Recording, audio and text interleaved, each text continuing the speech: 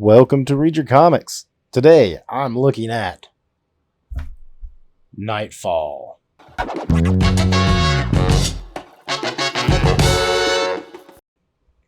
Alright, I got a lot to jump into today. This is a pretty long series I'm going to look at. Let's see how far I can get before I end up breaking it into two videos. It might go faster than I think. So this is part of my 1993 read through, although these first few I'm going to look at actually came out in 92 because it's build up.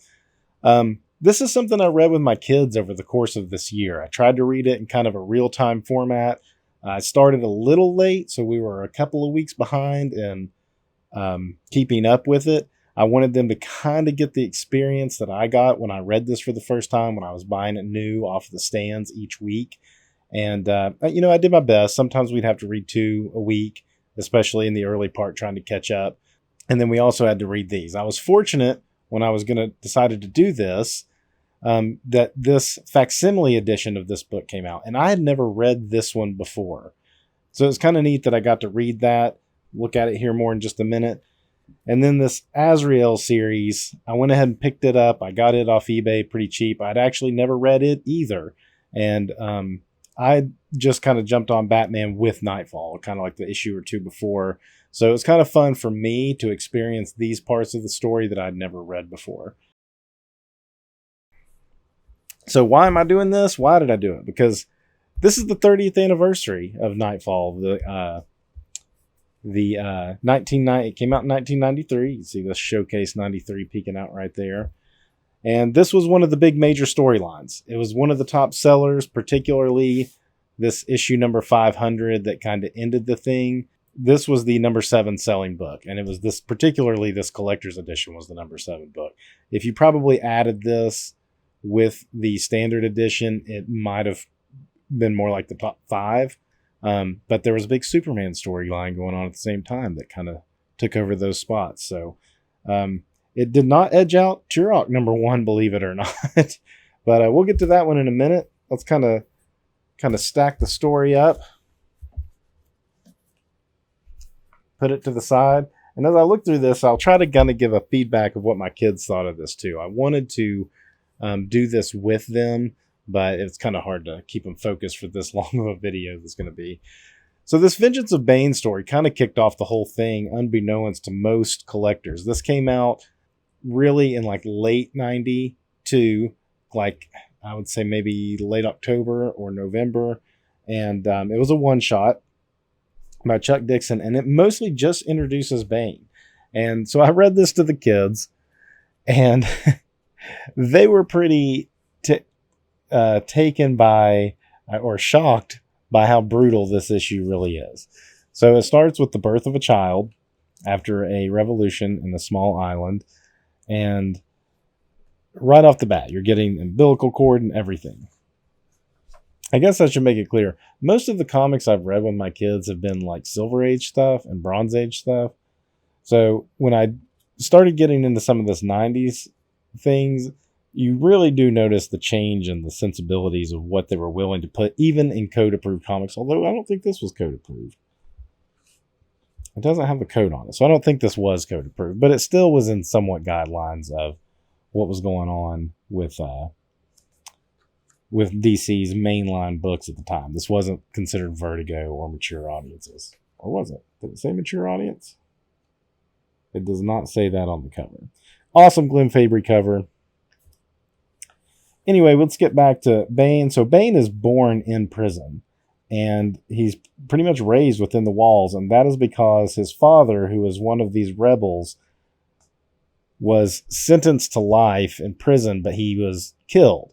And in this like small little island country that they were from, part of the law was that the son of the child, the firstborn, can pay the price for the father's crimes.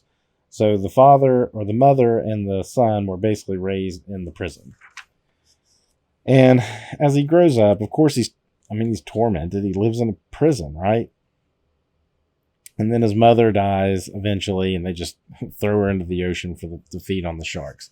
And it's also setting up like how terrible the warden is of the place. Look at this like torture thing he's got right there. And I think I don't know how old he was here. You know, I read this in like May or something, or April, so I don't remember the fine details of it. But essentially, when he was old enough, they moved him from this like kind of separated ward that his mom and him were allowed to stay in, and moved him to the adult ward. And there, it just gets worse. It gets worse for young Bane. He's immediately tormented, but he has some people step up to kind of be protectors of him. This guy Trog. So here he gets like thrown over the side and is unconscious and has this vision. And he has a vision of himself and what he can become and like take over the prison essentially. Then after Superman died. So this came out, I guess, when the Funeral for a Friend storyline was going on, because I read that with the kids too. That's got a video coming, but these ads started popping up pretty much right after the death of Superman and in that Funeral for a Friend storyline. So he has this vision, and he sees something else to be fearful of. A bat. Of course, he doesn't know anything about Gotham City or anything of that nature at this point. Continues to get tortured. They end up putting him in this cell where, you know, the rats come in, and he has to like kill the rats to... Oh, he killed this dude. That's right. He goes off. When he comes out of the ward, the medical ward, he ends up taking revenge out on the dude that threw his bear over the side. So he gets put in this like hole, essentially. And the rats come, and he kills the rats. He eats the rats. Water floods it every night, and he has to swim to the top and hold on. You know, he starts catching fish. I mean, he becomes an animal. An animal. Like it says right there. And this is the stuff that, like, this was shocking to my children. They were reading this like, this is intense. They're seeing a kid being tortured. He has more of these visions of the bat, taking on the bat. This bird tweets at him, and he starts learning how to, like, read. I think that's not yet. So he meets this guy Bird, who is from Gotham City. And I don't know what, he can like talk to falcons, or he's a falconeer or something like that. Anyway, he meets Bird, who kind of tells him about Gotham City and stuff going on there. And he becomes a student, a self-taught student. Trains himself to physical perfection. Some pretty brutal fights, cell block fights to like take over the prison, become like the prison leader. There's a guy with a SWAT stick on his head. How did he end up there? And so Bird tells him about Gotham City and how it's controlled by the Bat.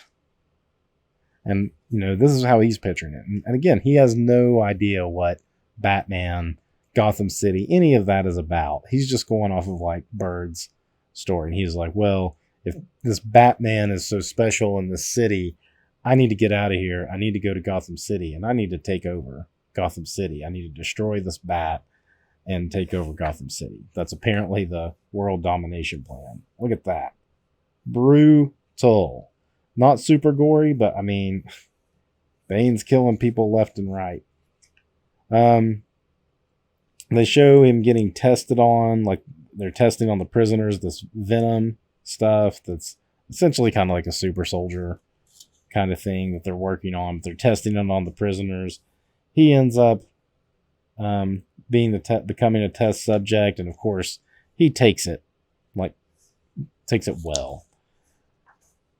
But he ends up trying to fake his death with the help of this doctor. I think this guy's named Zombie. So he's kind of put in a crew. He's got Trog and this guy who's like a assistant to the doctor. I mean, he's a prisoner too, named Zombie, and Bird. Anyway, so he fakes his death. So they take him out to throw him to the sharks. And he like pulls a Houdini out of that wrapping and fights off the sharks. Just insane. He gets a helicopter. They get the warden. And they have the warden. They're like keeping the warden hostage to get this helicopter. So they get the helicopter. And as soon as they get the helicopter, warden and call back to the teddy bear. Warden goes out to the sharks. Now we're in Gotham City. That's a cool panel. Look at that. The teddy bear floating with the blood and the water from the sharks eating him. Now we're in Gotham City, where his crew has come, and they're working on making more, like keeping him supplied with this venom stuff. That essentially gives him his, superpowers.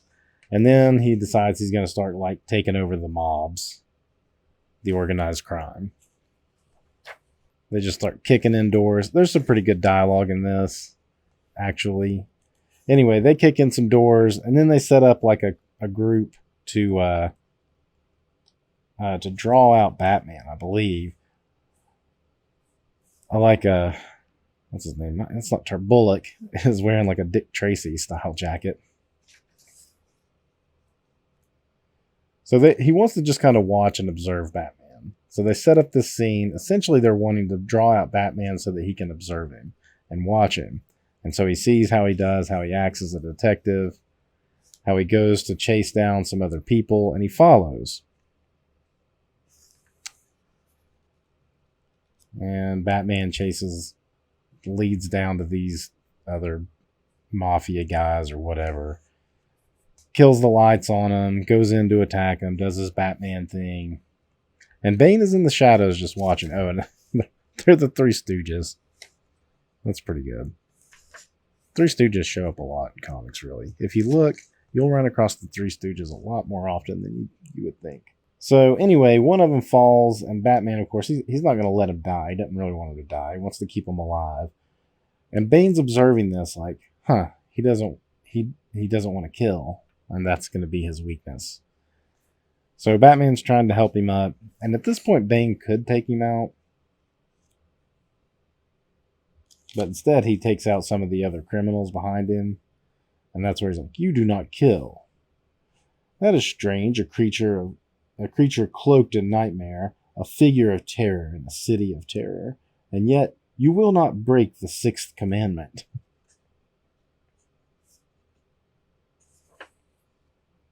So Bane kind of is like, I'm here to break you. And one day you're going to beg for mercy.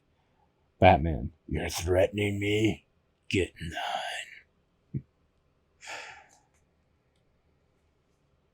Anyway, so Dick Tracy, Bullock, comes in. There's dead and unconscious bodies all around. And that's pretty much the only confrontation you get with Bane in this particular issue. So that's really the setup to this whole thing. We got to establish the big bad villain of the book, and it's going to go from there. Now, this series, I'd never read it, but, Azrael, Jean-Paul Valley, he plays a big part because he's kind of becoming an understudy for Batman.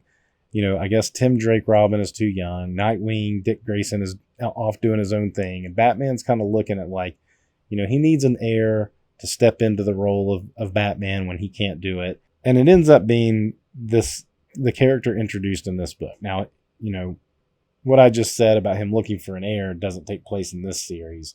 It does in some issues of Batman after this series. So this is drawn by Joe Quesada. It's got a pretty cool wraparound cover on this first issue. Get it open. Pretty cool wraparound cover. I like the design of Azrael. It's very 90s. This is like the original Azrael that we first meet in the book, and this is his son.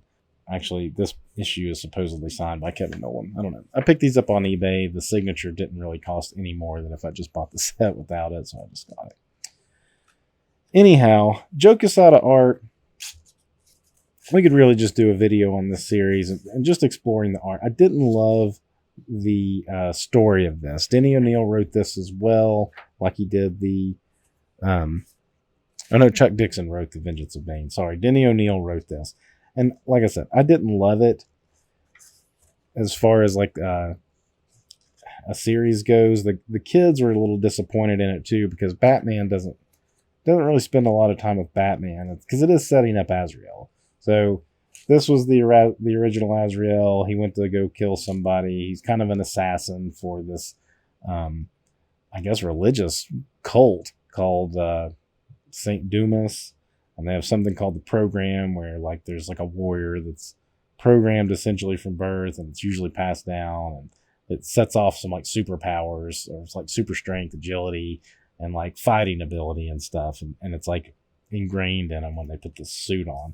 Anyway, but he goes to like see his son, who's like in college. His son doesn't even know any of this is going on, and he dies.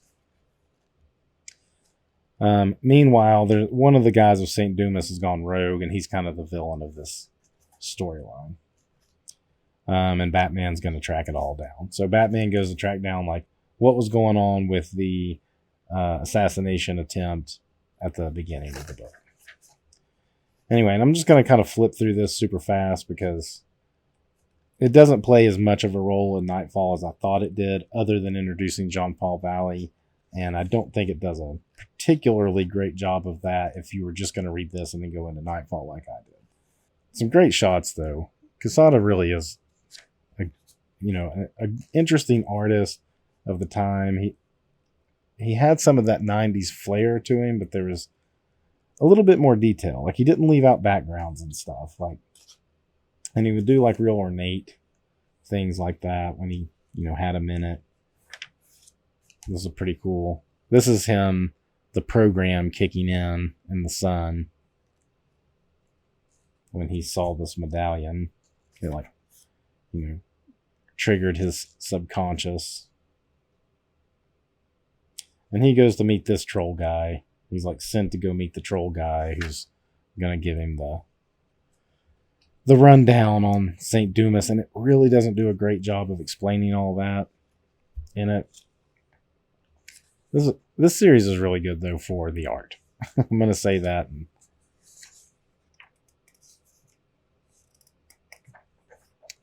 That's number 1. And you know what? Number 2, they're like in the Alps. I think this will be the first confrontation between... That's cool. So there's this like demon monster or something that's possessing this guy who was part of the Order of St. Dumas, but now he's not. You get Batman without the cowl on and some shades. Some other flying stuff around coming out of the ground. That wasn't super clear. These are kind of weird, though. These spikes coming off of his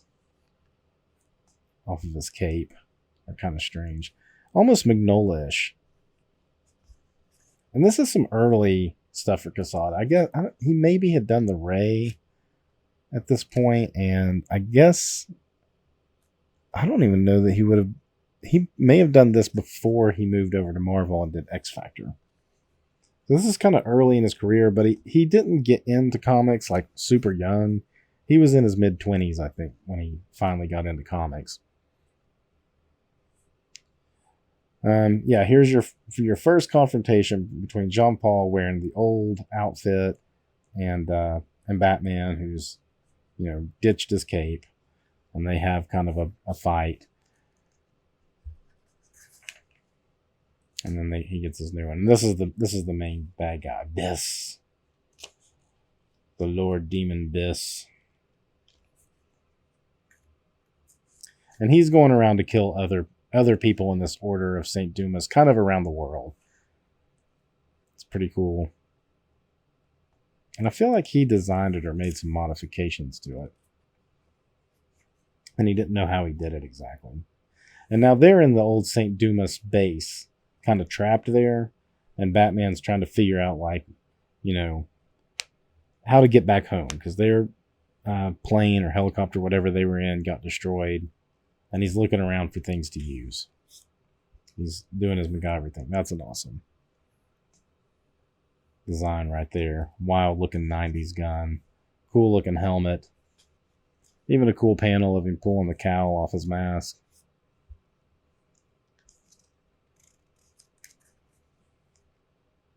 Batman Animated Adventures comic.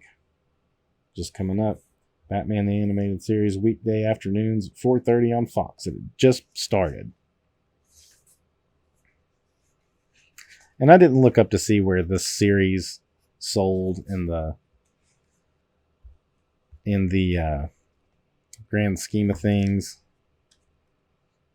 because this was 92, not 93, so I didn't look that up. And this came out in November of 92. So the Bane book and then this series, I guess, was probably like October, November, December. Yep, and this one is January 93. Number 4 is January 93.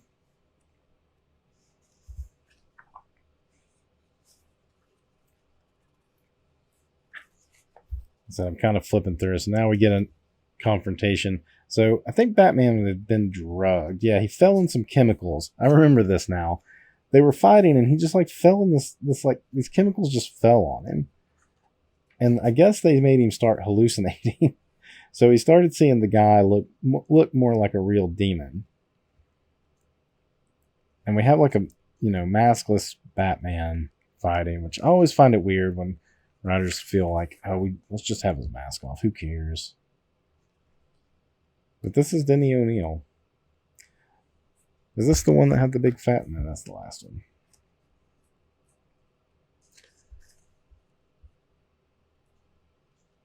So they have him in like an ambulance. He's still hallucinating and he jumps out. Alfred gets him, pulls him in, helps him out. And Jean-Paul really doesn't understand what's going on now either. Him and Alfred, and I think he still gets captured. No, there he is. Oh, that's Alfred.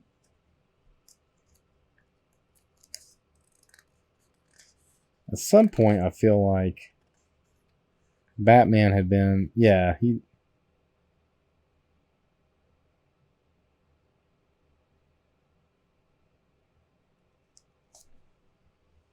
Okay, so he jumps out, and when he stops, and there's Alfred to get him, and the Biss guy just tosses Alfred to the side and pulls Bruce back in. So Bruce got captured, and now they have Jean-Paul and the troll guy, and I think his name might be Troll. That was something that I remember when I was reading this. They didn't do a good job of establishing names. Like, I don't think they say his name until even the last issue, if I recall correctly. I just remember reading it and thinking, like, man, they're doing a terrible job. I don't even think they said his name is Jean-Paul until, like, maybe this issue, which we're on the 3rd book so far. You just know he's the son of the other Azrael. His face painting like a skull is super sweet. So he's killed off a lot of the St. Dumas people at this point. I forget why he wanted to kidnap Bruce Wayne here. I think he realized Bruce Wayne was somebody important that could, like, wire him some money or something. But then he also figured out he's Batman. And Bruce uses pretty much his willpower, even though he's pretty drugged up. So he goes to kill another person of St. Dumas, and for some reason, instead of putting on his like crazy Biss outfit, he puts on the Batman cowl. Why? I don't know. It didn't really make sense to me at the time. Got a nice sideways page. Pretty cool splash page. 90s. This is so 90s to like have to turn the book sideways to do that. I don't know. Do they do that anymore?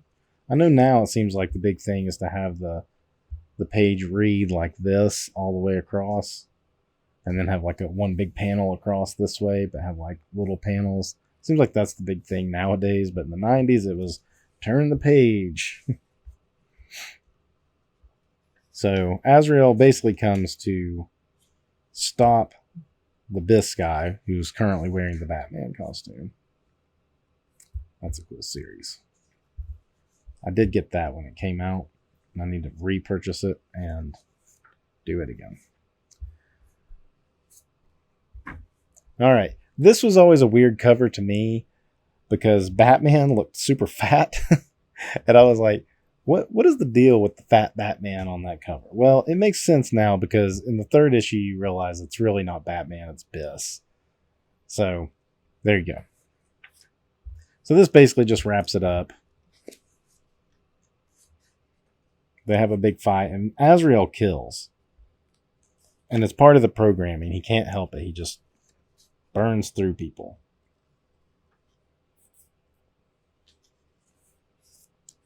So he's killing people left and right. Lots of great splash pages.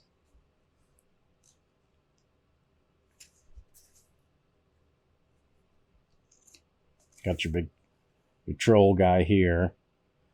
Him and Alfred have some pretty decent dialogue in this. Crazy 90s looking hair with the headband. So there's Bruce. He's still tied up, while this other dude wears his costume. And he's going to torture him. He's going to torture Bruce some while wearing the costume. And I think he still has this. I don't know if that's smoke from the thing he just heated up. Maybe it is. But Bruce hangs in there. He hangs in there. I mean, look at this, like, upshot. I'm telling you, Casada was pretty awesome, really.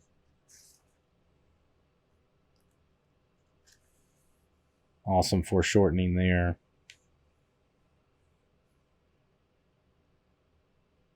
Now the dude's naked. He's fighting naked. I feel like I remember the kids thinking that was pretty funny.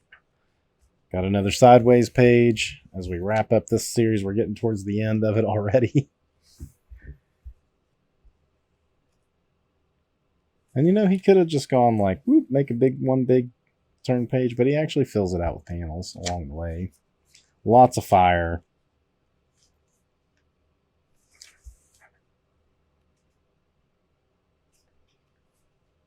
I guess Batman got his... Maybe that's the Batman cape that he's able to wrap up in. Yeah, he got Batman wrapped up or Bruce wrapped up, and they come out. And this is where this is the first time he says his name, is in the final panel of the last page, which I guess they were saving that build up. My name is John Paul Valley. That was my father's name too. So that, to me, that was kind of a failing. I see that they were building up to that the whole time, but when you spend that much time, I mean, it'd be one thing if you didn't really know who the kid was until this, like it was kind of a reveal, but we knew who he was the whole time. So this, like, taking off his helmet and just revealing that he's the kid that we already knew as the reader, but we didn't know his name. I didn't care for that. I thought that was kind of poor planning on this book's part. All right, so I'm going to wrap it up there today with the end of the Azrael series and come back tomorrow with the next 4 parts.